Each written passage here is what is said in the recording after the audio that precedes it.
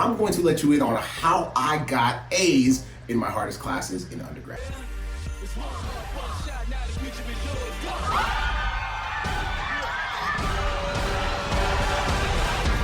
The reason why this is important is because we currently have students that we work with that have lower GPAs, and once they started doing what I'm about to share with you, their ability to get better grades went through the roof, and they got into PT school and they crushed it once they got there. And if you're struggling with your grades, or if you don't know where to start when it comes to how to improve your GPA, how to improve your grades, especially with chemistry, physics, all the classes that are frustrating, this is for you. So sit back, relax, and enjoy. But first, my name is Joseph Goudy. I'm a physical therapist, one of the co-founders of Pre-PT Groundwork. For years, we have specialized in helping students like yourself get into physical therapy school without wasting time or money. But let's talk about grades. And of course, if you find value in this, please share this with your friends. Be sure to like, be sure to subscribe, all the good things. But let's talk about grades. How do I get better grades? I'm gonna break down what I did in 3 steps. So the first step is incentive. The second step is what I'm gonna call strategy. And the third one is what I'm gonna call help. So incentive, strategy, help. That's how I was able to get A's in my hardest classes. And I did the exact same thing in PT school. So let's talk about it. So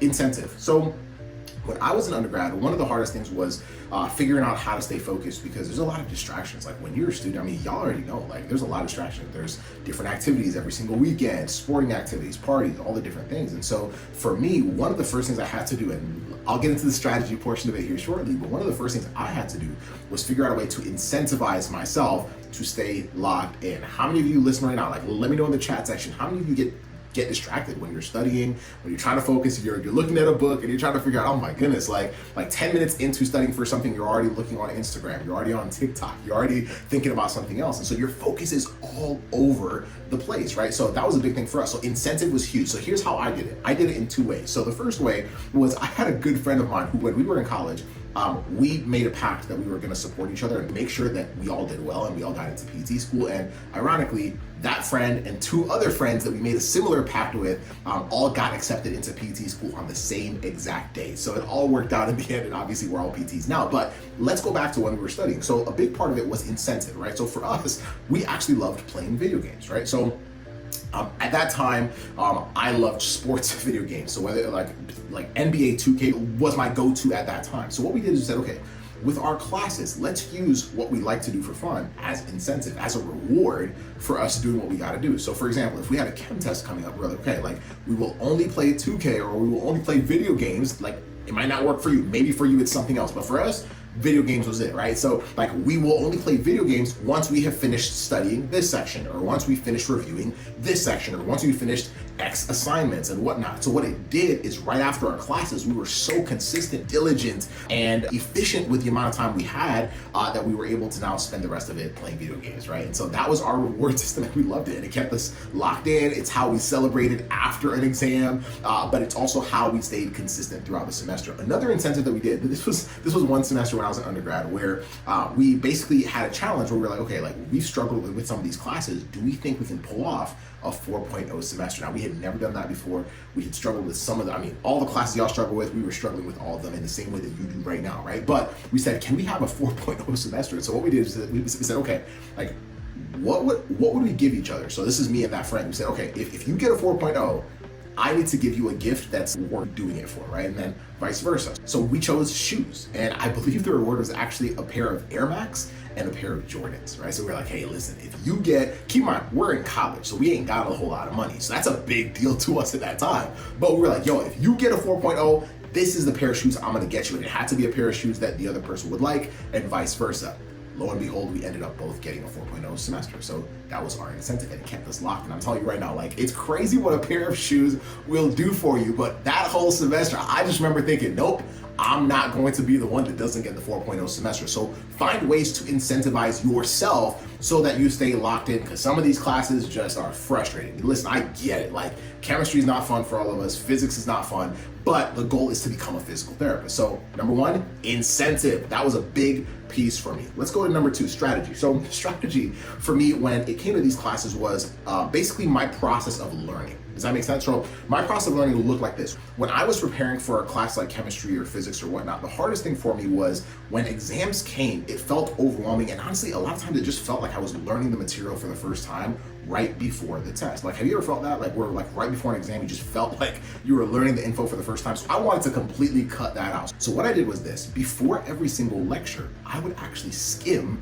the material that we were going to cover in lecture. And the reason why I did that was because there was already going to be certain things that would just make sense. So I would skim it, certain things made sense. I was like, oh, cool, got it. But there was also certain things that did not make sense, okay? So with the areas that did not make sense, once I had skimmed it, whether it took me 20 minutes, 30 minutes, 40 minutes to skim, like I would go through whatever that topic was gonna be, whether it was for chemistry, physics, whatever. I was trying to figure out what can I already teach myself versus what do I need to pay extra close attention to during the lecture, okay? So whatever I looked at, I said, okay, cool, like these are the areas that I do not necessarily understand, or the areas that are going over my head. These are the areas that I'm going to pay extra close attention to during the lecture, right? So now I knew what I was gonna pay attention to during the lecture. So I was an active listener. I was actively listening during the lecture to get the answers to the areas that I had just exposed as being my biggest weaknesses. Is this making sense, right? So number one, before the lecture, I had skimmed the material. I figured out what areas I already kind of understood and made sense. But then I also was like, which areas do not make sense? Because that's what I'm going to pay extra close attention to during the lecture.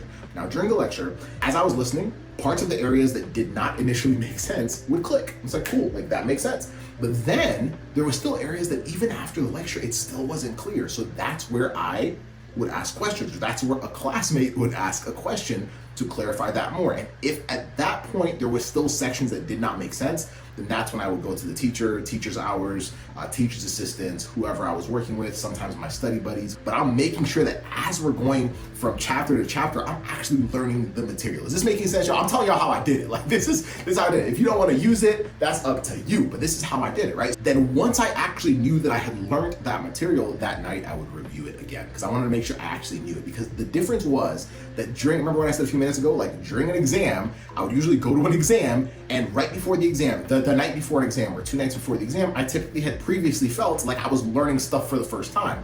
But once I started doing this whole thing, that strategy that I just laid out to you, then what happened is I was actually learning the material throughout the semester. And by the time we got to the test, I was actually reviewing it, which actually gave me even more time to do other stuff, have fun, actually sleep the night before a test so that I was mentally sharp and able to lock in and get the scores that I needed. Does that make sense? And then the last part is help. I had multiple tutors for some of the classes. I always say, like for chemistry and physics, I had 2 tutors for both of them.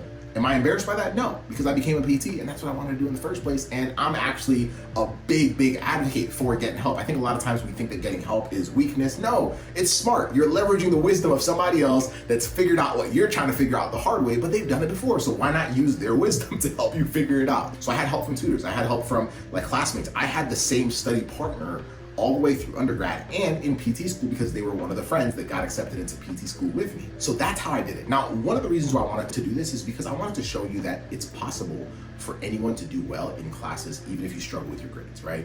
And we've had hundreds and hundreds of students that we've coached in our coaching programs that have struggled with grades initially, as low as a 2.4 GPA, 2.54 GPAs, 2.2 GPAs. And they were able to shift things around, get better scores on their prereqs, get better scores on their other classes, and ultimately get into one or more PT programs. So it's very possible, but I need you to understand that there's certain things that have to change. There's certain strategies that have to change. And these are just some, not all, these are just some of the things that you can do to improve your grades starting now. Now, if you're listening to this and you're like, yo, man, like classes and grades is one of the things that I feel most stuck with when it comes to my journey of becoming a future physical therapist or trying to get into PT school, and I just don't know where to go.